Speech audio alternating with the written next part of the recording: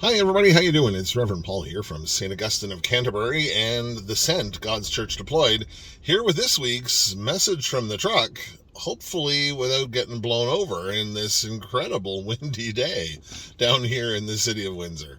It's great to be with you as I come to you today on the 25th of March. I'm saying that date very specifically, and you'll catch on in a second why. But I just wanted to come to you and offer you a little reflection on what's been going on in the world maybe this week, or what's going on in church world this week, as well as some opportunity for you to catch up on some announcements and that kind of thing as we very quickly make our way towards the holiest of weeks, which is only a couple of Sundays away now. It is, as I mentioned, it is the 25th of March. So for those of you keeping track, that means you have 9 months until Christmas. That means if you haven't already started your Christmas shopping, for those of you that are the shopping type, you need to do so. But more importantly, here in church world, that means that today is the celebration of the Feast of the Annunciation. This is the day that we count backwards from that celebration of Christmas on December 25th and mark today as the date that the angel came to Mary and shared with her that she was going to be the Christ bearer. Now, we don't always remember that the Annunciation happens at this time of year because we often find ourselves in the midst of our Advent readings and so on as part of our lectionary.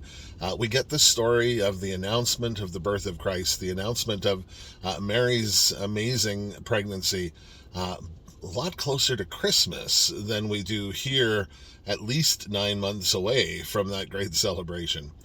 Now, I know that there are lots of folks who would have loved to have experienced a 3 or 4 week pregnancy if we were to do that math based on the announcement and the arrival of Christ at the Advent season. But I hate to burst anyone's bubble, but Jesus was a normal human being in that way and was born 9 months after his mother was told that he would be on his way.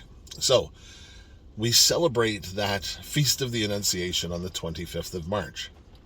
Now, wouldn't it be awesome, though, if everything that God had in store for us was something that was announced with lots of warning? Wouldn't it be great if God didn't catch us by surprise when we suddenly find ourselves in a place where we're called to do God's work with a moment's notice? Wouldn't it be great if he could tell us right now that 9 months from now or 6 months from now or even 3 or 4 days from now, you're going to have an opportunity to share the scriptures. You're going to have an opportunity to share the gospel with someone who's maybe never heard it before. You're going to have an opportunity to share the news of salvation, an opportunity to share the comfort of the resurrection. You're going to have an opportunity to share that, and since that's coming up in the next few days, you better make sure you get your story ready. You better make sure you have the message right. You better make sure you've read the gospel, that you've written down the necessary passages of scripture to back up your story that you're going to tell that person. But unfortunately, we don't all get 9 months worth of notice, or 6 months worth of notice, or even 6 days worth of notice. So often in our life, we find ourselves just suddenly upon a moment where God is calling us to share the good news. We suddenly find ourselves not with months of preparation and planning available to us, but with a moment, a teaching moment, if you will, a preaching moment, a proclamation, a testimony, whatever it is that you want to call it, whatever it is you need to call it, where suddenly your opportunity to present yourself as Christian, to present yourself as a believer, to present yourself as one who is called to maybe do it more Christ-like than the world encourages us to do. Maybe it's something as simple as holding a door open for someone and letting them go ahead first. Maybe it's something a little more complicated, entering into a conversation with somebody about what it is that they believe. Or maybe it's far more complicated, like entering into a conversation about what it means to truly love one another. what it means to truly love our neighbor as ourselves, regardless of whether they think the same as we do, whether they look the same as we do, whether they believe the same as we do, whether they love the same as we do. Whatever that is, it doesn't matter. We're still called to that call of loving all. And sometimes that need to show that love for all comes to us in a moment of utmost clarity, when we realized that we are being announced as Christians. We are being announced as in the space. And it's time for us to step up and make sure that we are ready to share that story.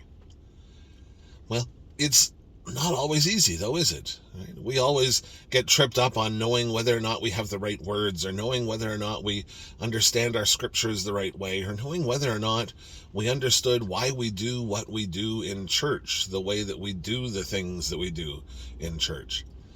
I've got some good news for you around that, and that is that after Easter, just a couple of weeks after Easter, Reverend Ryan is going to be entering us into our next study series, and that series is about what it is that Anglicans believe, why we do the things we do, and why we believe the way we believe. He's going to work us through a session of about 4 weeks, where we're going to have that opportunity to get to know a little bit more about who we are and why it is we declare the things we do.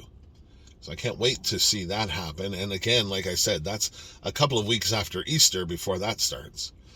And hopefully we'll maybe learn a couple more words to be able to be ready in those moments where we're given 30 seconds of notice that it's time for us to present ourselves as Christ-like. It's time for us to present ourselves as healers. It's time for us to present ourselves as those who love our neighbors. Amazing opportunities that we're given, and why not take that opportunity when the moment arrives? I'll leave that there for right now, but happy Feast of the Annunciation to everyone, and remember, make sure you get out there and get your Christmas shopping done. You only have 9 months left to go. Might be time for me to put away last year's decorations. We'll think about that in a couple of minutes. Just a couple of quick announcements as well that I want to share with you. The closing session of our Lenten study, our lectionary study that we've been doing throughout the Tuesdays of Lent, our wrap-up session for that is this coming Tuesday with me, actually. I'm going to be sharing this week's study, so I look forward to seeing you all at 7 p.m. on Tuesday as we wrap up our lectionary study and prepare ourselves for next week, Holy Week. Keep an eye out this week for a poster from the Sent, as well as the all of the churches that are associated with the Sent, as we offer up our service times both from Palm Sunday right through until the Feast of the Resurrection, right through until Easter Sunday itself. So keep an eye out for that poster in the coming week as we offer worship every day from Palm Sunday right through until Easter Sunday. Well, I think that's it for right now. Just a couple of quick announcements because it is that holy season. We are approaching that holiest of weeks, which means that there's not a whole lot of other things going on. Keep an eye out for that poster. Keep an eye out for that opportunity to be Christ in the world. That opportunity to be the one who announces the arrival of love, the arrival of kindness, the arrival of loving our neighbors, as we've been called to do. For this week's message from the truck, I invite you to keep the shiny side up and the rubber side down, especially on a blustery day like today. Hope to see you all soon. Blessings for now from this week's message from the truck.